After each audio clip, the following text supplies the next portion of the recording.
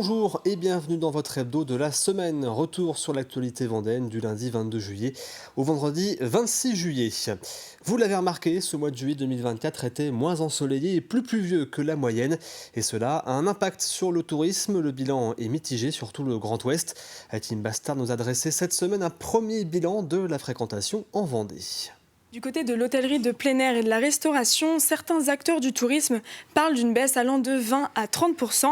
Des chiffres importants, cependant modérés par Vendée Tourisme qui parle d'un petit 10% par rapport à cette même période l'année dernière. Alors j'ai contacté les Gîtes de France de Vendée ainsi qu'une plateforme qui s'occupe de recenser tous les campings de Vendée. Et ces derniers multiplient les réductions afin de faire venir les clients, sans grand succès selon le camping de la plage à Saint-Hilaire-de-Riez. Alors pour vous donner une idée, généralement tout est complet ou quasiment à partir du 14 juillet, date clé pour ce secteur. Et actuellement, les campings vendéens sont loin d'être pleins et ça a aussi un impact sur d'autres secteurs d'activité. Totalement, c'est du jamais vu. En tout cas, c'est ce que la propriétaire du parc aquatique Atlantique Toboggan à Saint-Hilaire-de-Riez m'a confié. Elle a repris l'affaire familiale il y a 15 ans et pour la première fois, elle enregistre une baisse de fréquentation record. Même problème du côté des bases de loisirs, du côté du lac du Jaunet. Là-bas, ce sont parfois les touristes étrangers, allemands, anglais, qui sauvent les journées de Sébastien Traîneau, un loueur de pédalo, canoë-kayak que nous avions rencontré il y a peu de temps.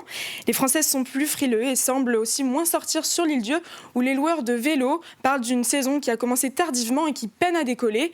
Enfin, du côté de la restauration, les services ne sont pas complets, les terrasses peinent à se remplir. Mathis Pires est allé au Sable d'Olonne tendre son micro aux restaurateurs. On se tape quand même 2 semaines ou une semaine et demie où vraiment il pleut et on sent que la fréquentation elle est pas présente quoi. J'arrive quand même à me faire au moins un service sur les deux, sur le service du midi ou le service du soir, mais normalement je devrais être à deux le midi et 2 le soir quoi. Je suis au mois de juillet et je distribue des plaids pour que les gens ils puissent rester en terrasse quoi. Et il n'y a pas que la météo, le pouvoir d'achat joue aussi. Certains restaurateurs ont remarqué de nouvelles habitudes du côté de leurs clients. Plus de dessert ni de café, le budget vacances ne doit pas être dépassé. On le ressent par rapport aux autres années, restaurateur depuis des années. Là, cette année, c'est vraiment flagrant. On voit vraiment le manque d'argent et qui est compréhensif par rapport à tout ce qu'il y a à payer dans la vie tous les jours. Je n'ai pas encore fait tous les calculs comptables, mais bon, je pense qu'on est à moins 40, moins 50% de chiffre d'affaires sur les 3 premières semaines de juillet.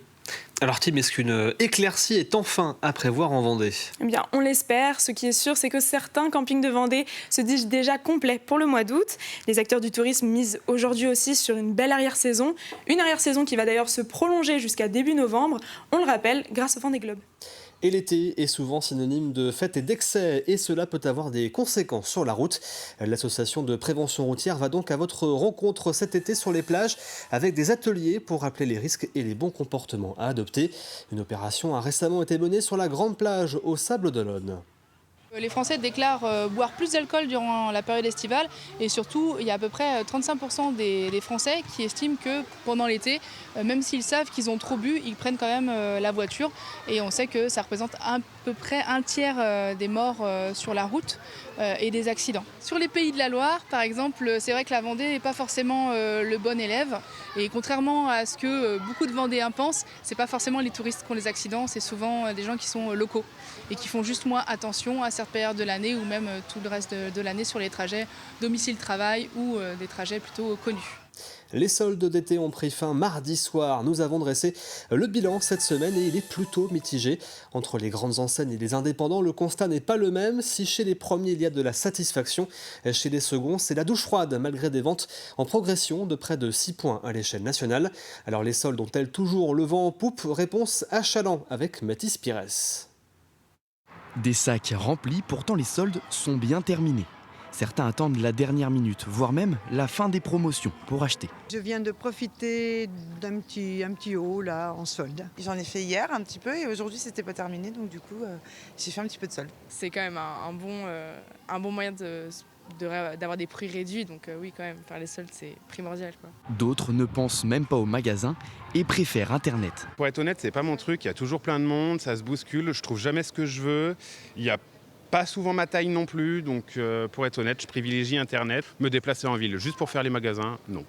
Alors est-ce que les soldes sont toujours attractifs ? Le rayon Dans ce grand magasin de prêt-à-porter, Tu t'en charges? Oui. malgré un démarrage assez calme, en un mois de solde, cette enseigne a fait plus 10% de chiffre d'affaires comparé à la même période en 2023.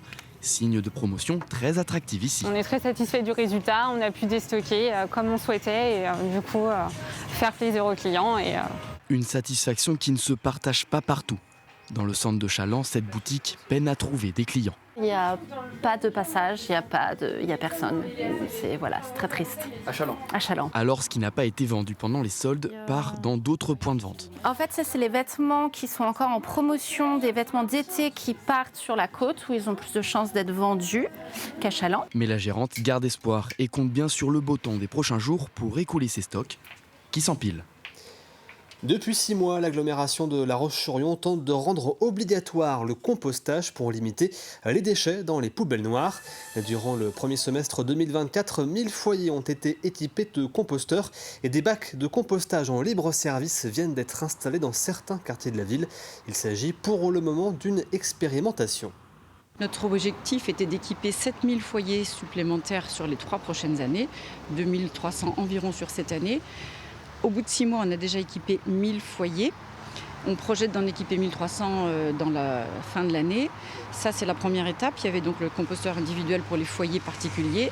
Sur les quartiers de la ville, c'est le cas aujourd'hui. Certains quartiers de la ville, on a équipé 5 secteurs de pavillons, de batteries de pavillons de compostage comme ça. Donc 5 composteurs sur 5 sites. Ça, c'est un choix de la ville. Les autres communes qui souhaiteraient bénéficier de ce même service pourront nous le signaler. C'est vraiment à la demande. On s'adaptera en fonction des volontés des communes.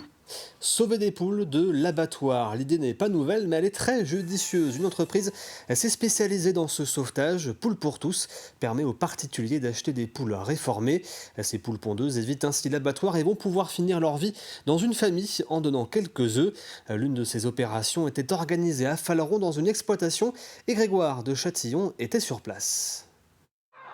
Ces poules seront bientôt transformées en plats préparés à base de volaille ou bien sauvées de l'abattoir pour les plus chanceuses comme celle-ci.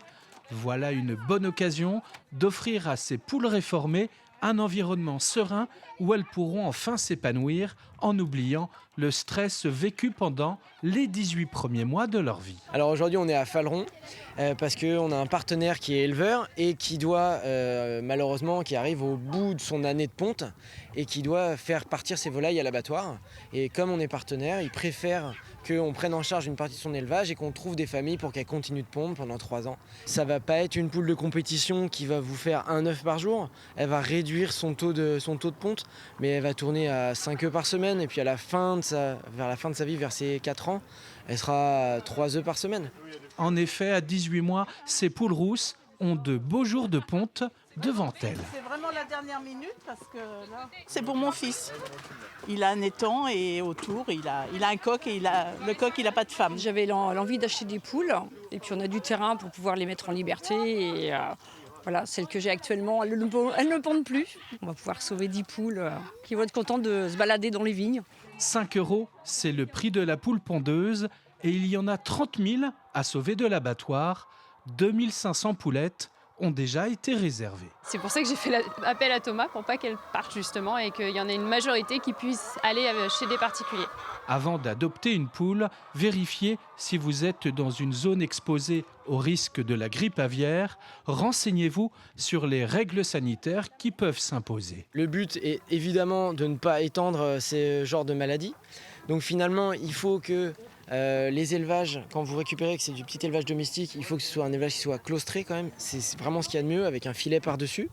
Maintenant, il faut se renseigner sur le site gouvernemental directement, ça donne les zones de grippe aviaire. Le 27 juillet prochain, une prochaine vente de poules pondeuses se déroulera à nouveau à Faleron, dans cette exploitation avicole.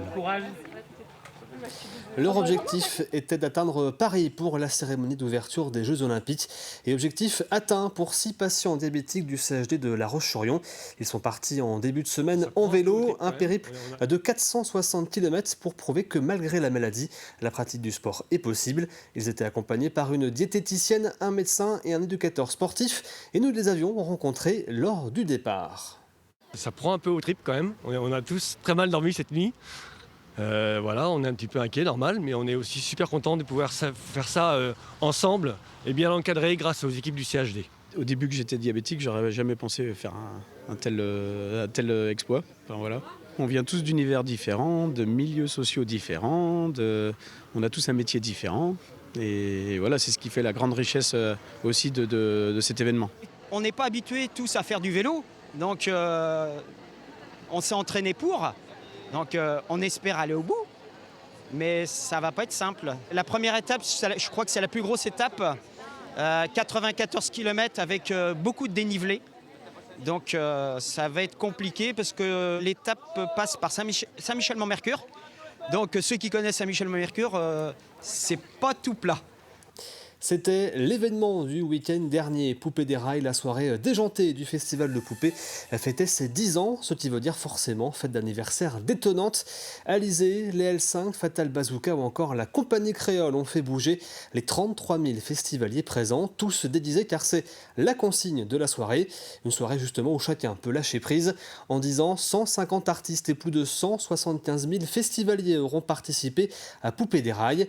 Julie Moreni et Alexandre Lenaour se sont incrustés pour nous dans cette soirée d'anniversaire avec leur déguisement bien sûr. Les portes tout juste ouvertes, les festivaliers courent pour être au plus proche de la scène. Et il n'y a pas à dire, 2 heures avant le show, l'ambiance était déjà très bonne. Au programme de cette soirée, 18 têtes d'affiche, parmi eux Sniper, Sloan, Lucenzo, mais aussi... Fatal Bazooka, on va voir ça. La compagnie créole, Tragédie, Alizé. Chantal Goya. Que ça va plutôt être Bonnet M, voilà. Elmer Footbeat, c'est Fatal Bazooka le plus. En 10 ans, Poupée des Rails est devenu un événement incontournable. 33 000 personnes étaient présentes pour cet anniversaire hors norme, ce moment unique. C'est comme si ce concept arrivait au moment où le contexte général, un peu pesant, morose et tout, les gens ont besoin de ça. Et là, ici, ce soir, vous allez voir, il y aura les patrons, les salariés, tout le monde se déguise. Il n'y a aucun a priori, c'est une vraie terre de jeu en fait. C'est une terre de jeu également pour les artistes. Pendant 6 heures, chacun a enflammé le festival avec ses plus gros tubes. Et en sortant de scène, ils étaient unanimes. Ils se sont souvenus de tous les refrains de la compagnie créole, que tout le monde chante toujours dans les fêtes, les mariages, etc. Donc voilà, c'était vraiment une belle communion avec ce public. Génial, t'as vu ou pas? Il n'y a que de l'amour, les gens sont là, tu vois. Je pense que c'est la première fois que j'assiste à une ambiance aussi festive pour un concert, par un festival, donc c'était vraiment cool. Comme la dernière fois qu'on est venu, en fait, on en a gardé un souvenir mémorable, si ce n'est le plus gros souvenir de tous les festivals. Et encore une fois, on se prend une claque sur scène. Quand on communique avec eux et qu'ils nous rendent tout ça, c'est énorme, tu comprends. On le garde pour plusieurs années. Je ne sais pas si c'est les 10 ans, mais c'est encore plus fou, quoi. Et les gens ont vraiment fait un travail au niveau des déguisements. Moi, je suis épatée. Je trouve ça génial qu'ils jouent le jeu et... c'est fou, il faut continuer de faire ça, vraiment. Une chose est sûre, certains ne vont pas s'arrêter là, vu la soirée qu'ils ont passée. Ça se passe super bien, les canards s'éclatent, On aime ça. Ma poupée, c'est incroyable. C'est trop top, c'est mortel, on s'éclate. Ça fait du bien de se retrouver, ça fait bien profiter. On reviendra l'année prochaine. Poupée des Rails a donc mis les petits plats dans les grands pour sa 10e édition. Le record de la danse de la brioche a même été réalisé pendant la soirée avec la célèbre reprise de Théo Lavabo.